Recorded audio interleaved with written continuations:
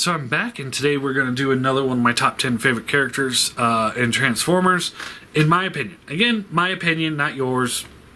This isn't fact. This isn't like, well, we got to go with what John says. You know, it's just my opinion. You guys are welcome to put your opinions in the bottom. I would ask that everybody's respectful, but it's social media, so everyone's gonna say fuck you and you're wrong, John, I can't believe you did that. And you know, it's like I've actually read a comment like, I can't believe anybody would put Rodimus in a top 10 list. It's like, because I like him more than any other generic Autobot. I don't know. I mean, maybe it's just my opinion, but whatever. Hey, cool. Let's get snarky and rude. That's fine too. I don't care. But anyway, number 3, Optimus Primal from Beast Wars, of course. So toy version, anyway. And then the cartoon versions there. But anyway, I love Primal. I think he's the best Optimus. He's not the best Prime because he never held the Matrix, really. So he was not a Prime. He took the name Optimus Primal in honor of Optimus Prime. At least that's what he says in the cartoon. But I know toy-wise, like the first Optimus Primal, which was a bat, which came with the alligator Megatron. They were supposed to be the G1 characters, but that didn't. They're like, hey, this isn't working, so let's start a whole new casting character, and we'll fast forward 300 years. So it was pretty good to do that. Pretty smart. Anyway, Optimus Primal. I love the whole thing where he starts off as the leader of this crew. Their mission was to look through space. I mean, they're just explorers. That's all they're supposed to do. They're eventually supposed to find some uninhabited planet and seed it with the stasis pod. That's the full complement of his crew, was all the stasis pods that were orbiting the planet. But they're all just, shut down, ready, waiting to go at a moment's notice. And basically just colonize a new world, because the Maximal Empire, which was Autobots, is now spreading, and they're spreading throughout the galaxy. And then he gets the call that, hey, there's this rogue Megatron in this Predacon ship that's in your sector. You're here. We need you to follow him, and he reluctantly does so. And that's how the Beast Wars start. Is he was told, like, hey, you're the closest one, go after him. But to see him, he's wise, he's got lots of firepower, he's strong, but he's not like Optimus Prime. Optimus Prime was like that, cool, collected, like, I have years of experience in leading. He clearly didn't. And he's kind of growing into the responsibilities of being a leader throughout the show. And by the end of the Beast Wars, it's like, yeah, you're the fucking leader. You're awesome. He is powerful. He has a flight mode, which, again, he's a ground troop, so he not many did. And in the first... in the original cast, the only people that had flight modes, the original 10 characters, there were 2 on the Predacons, which was Pterosaur and Wasp Eater, and just Primal. So anytime something flying was going on, it would have to be Primal that had to go fend it off.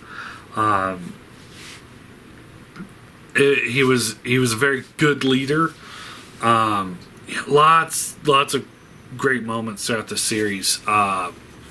He's quick to defend the world, and it just, everything about him was pretty awesome, because he was a fucking Optimus Primal.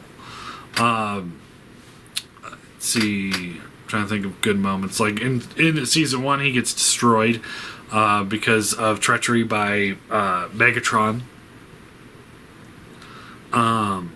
And saving the planet, because he wanted to stop this world destroyer that the Vok had placed as one of the moons. He wanted to stop that from wiping out all life on Earth. So he flies up there to destroy it. It turns out that Megatron had secret control, and he locked the thing, so he couldn't get out.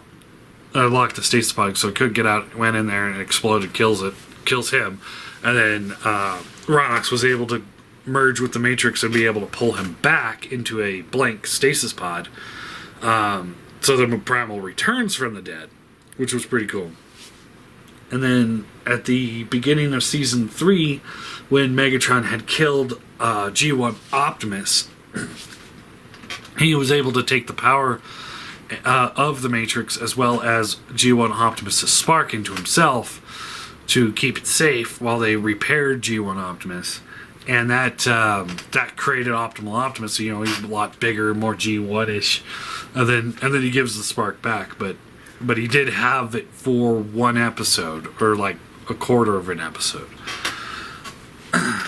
And he was always like, he was always forgiving. He's calm. He's collected. You know, by the end of it, he's like, look, we don't need to kill Wasp in here. We'll let him live. He can't do any more harm.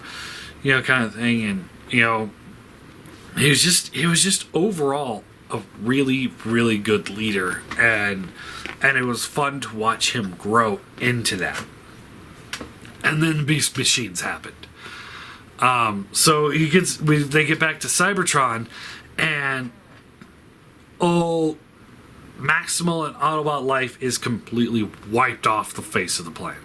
Only thing left are the Viacon drones and Megatron. And, you know, you could see the defeat in him.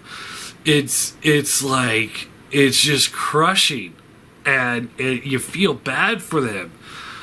You know, he did all this, you know, he didn't kill G1 Megatron, or he didn't kill Beast Wars Megatron when he had the chance. He decided he was going to bring him back to Cybertron to stand trial. So it's his fault that Megatron got away. It's his fault Megatron was able to conquer Cybertron and physically rip the spark out of every single Cybertronian life on the planet. I mean, it is brutal. And it's like, oh, I feel bad for you. So he like becomes kind of spiritual, and he's trying to commune with the Oracle, which is from G1, to try and find a way to peacefully, or, you know, as peacefully as possible, win the Beast Machines to reconquer Cybertron. And in the end, he gives his life to stop Megatron and fix all the wrong that Megatron has done, and also be able to kind of merge Cybertron with the Technorganic, so that, which is from the key to Vector Sigma. You know, there's a whole bunch of stuff going on with that, but it was really cool. It's a very fun story arc for a Primal. You know, if you're a Beast Wars fan, you know what I'm talking about. He's such a good character from start to the very end. It's like, him and Dinobot are very good, and when it comes to the Maximals, I had a really hard time picking which one was better, and I had to go with Primal just because Primal's story arc goes further than Dinobot. You know, Dinobot's is like 1 3/4 of a season, whereas Primal's 5 seasons. So you're with him for 5 years, essentially, and you're watching him, like I said, you watch him grow from being a brand new captain to saving all of Cybertron, and it was good. Yeah, in my mind, I think he did more for the Cybertronians than G1 Optimus did. Yeah, G1 fought this big war, and it went back and forth for a long time, but that's really kind of all there was. I mean, there wasn't much more to G1 Optimus. I mean, yeah, he was badass, but he never really kind of pushed forward. It was Rodimus that retook Cybertron because of Unicron, not Optimus. Well, Optimus could never take Cybertron. He just couldn't do it. But Primal was able to save everybody. at the cost of his own life, and so you get not only do you get that the growing with the hero story, but you also get the martyr story at the end to save everybody, and it was pretty good. I thought it was very well done. So yeah, number 3 is Optimus Prime.